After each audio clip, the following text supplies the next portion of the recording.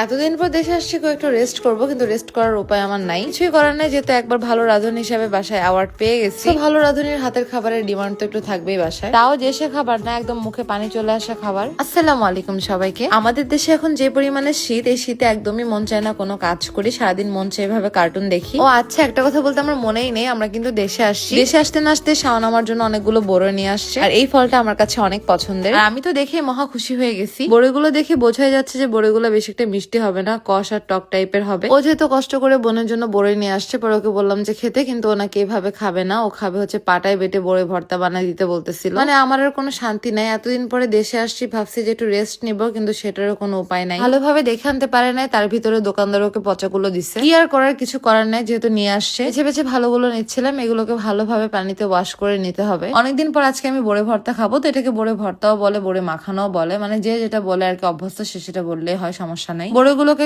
ভালোভাবে পানি দিয়ে সুন্দর করে ওয়াশ করে নিচ্ছি। যেহেতু দেশে আসছি, তাই আপনাদের জন্য মজার মজার খাবার রেসিপির ব্লগ গুলো কিন্তু অবশ্যই থাকছে। আরো তো অনেক ইন্টারেস্টিং ব্লগ রয়েছে, কারণ আমি আর নোবেল কখন যে কোথায় ঘুরতে চলে যায় সেটা আমরা নিজেও বলতে পারি না। বড়েগুলোকে এক একটা করে এভাবে ছেঁচে নিচ্ছি আমি। নোবেল আবার বড়ের বিচিগুলো ভেঙে গেলে তখন খাবে না, যে কোন জায়গায় লুকাবো, কই লুকাবো, কই লুকাবো, এই জায়গায় লুকাবো। ওয়েট, এই যে চুরি করে খাবি আমার স্লিমিং টি, দাঁড়া, মজা এবার আমি বোঝাচ্ছি।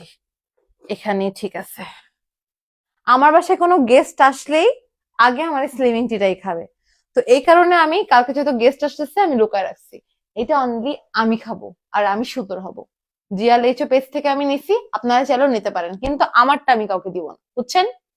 কারণ হচ্ছে আস্তে আস্তে ভাঙতেছি যেন বড়ের বিচিগুলো আস্ত থাকে। এই যে এইভাবে আমি আলাদা আলাদা করে রাখতেছি। আজকে আমি আপনাদেরকে একদম সহজ উপায়, ইজি প্রসেসে দেখাবো বড়ের ভর্তা কিভাবে করতে হয়। আর এখন যেহেতু বড়ের সিজন, এখন বড়ে সব জায়গায় কিন্তু অ্যাভেলেবেল। আর এত পরিমাণে শান্তি লাগতেছিল, কতদিন যে আমি রান্না বান্না ভালোভাবে করতে পারি না নিজের মতো, নিজের সংসারে একটা রান্না বান্নার একটা ব্যাপার স্যাপারই অন্যরকম। যতই সুন্দর সুন্দর জায়গায় ঘুরতে যাই না কেন, দিন শেষে আমার বাসা আমার কাছে সবচেয়ে একটা শান্তির জায়গা। তো বড়ে বাটাবাটির কাজ আমার শেষ। সেখানে আমি 5টা কাঁচামরিচের মতো নিয়ে নিয়েছি। কাঁচামরিচ গুলোকে ভালোভাবে বেটে নিব। কাঁচামরিচটা বাটার সবার সাথে একটু লবণ অ্যাড করে নেবেন, এতে করে কিন্তু টেস্টটা অনেক ভালো আসবে। অনেকে আমাকে কমেন্ট করেছিল যে আপু কিউট ছোট পাটাটা আপনি কোন পেজ থেকে নিয়েছেন। আসলে আমি কোনো পেজ থেকে নেই নাই, আমি হচ্ছে বাহির থেকে কিনে নিয়েছি। মাখাবো কি মাখানোর আগে হচ্ছে আমার জিভে পানি চলে আসতেছে। লজ্জা পেয়ে কোনো লাভ নেই, সত্যি কথা অবশ্যই কিন্তু কমেন্টে জানাবেন। আমার মতো কিন্তু আপনাদেরও কিন্তু অনেক অনেক লোভ লাগছে এখন টক খাওয়ার জন্য। মরিচের ভিতর যেহেতু শুরুতে হচ্ছে লবণ একবার অ্যাড করা হয়েছিল, তাই এখন হচ্ছে সামান্য পরিমাণের আবার একটু লবণ দিয়ে দিচ্ছি, পাশাপাশি মরিচের গুঁড়া দিয়ে দিচ্ছি। খুবই সহজ একটা প্রসেসিং, কিন্তু বানাতে কিন্তু বাইরের কোনো জিনিসপত্র লাগে না, বাসায় যা আছে তাই দিয়ে কিন্তু 1 মিনিটের ভিতরে আপনারা বানায় ফেলতে পারবেন। কমেন্ট করে অবশ্যই জানাবেন তো কেমন আসছে লুকটা। তো আমার জামাই আমার পাশ থেকে যাচ্ছিল, পরে ওকে বললাম যে দাঁড়াও, তোমাকে দিয়ে হচ্ছে আগে রিভিউটা নেই, কেমন হয়েছে খেয়ে যাও। বাসায় আমি যত প্রকারের আইটেম রান্না করি না কেন, সবসময় আমি নোবেলকে একটু আগে ট্রাই করি টেস্ট করানোর জন্য। একটা জিনিস যখন আপনি অনেক কষ্ট করে বানাবেন, একটা মানুষ যখন খেয়ে ভালো বলবে, তখন কিন্তু এটা শুনলে অনেক শান্তি লাগে। আমি আপনাদের ভাইয়ের কাছ থেকে রিভিউ নিবো, কিন্তু সে হচ্ছে আমাকে রিভিউ না দিয়ে নিজের মন মতো খেয়ে যাচ্ছে। তার মানে বুঝতেই পারতেছেন যে কত পরিমাণের মজা হয়েছে ভর্তাটা। কারোর জন্য যদি কোনো কিছু বানানো হয়, তখন যদি দেখেন যে সে মানুষটা জিনিসটার প্রশংসা করতেছে, তখন কিন্তু আরো বানাতে মন চায়। তারপর দিলাম আমি আমার গুণধার ভাইকে, যে কিনা আমাকে এত এত পরিমাণে প্যারার ভিতরে ফেলছে, তার নাকি বড়ই ভর্তা খাওয়াই লাগবে। এই ছিল আমার আজকের মতো ছোট্ট একটি ভিডিওটি ভালো লাগলে অবশ্যই কিন্তু আমার পেজটাকে সবাই ফলো করে ফেলবেন। আর আগামী ব্লগগুলো কিন্তু আরো অনেক মজার মজার হতে যাচ্ছে। আল্লাহ হাফেজ সবাইকে, ভালো থাকবেন, সুস্থ থাকবেন।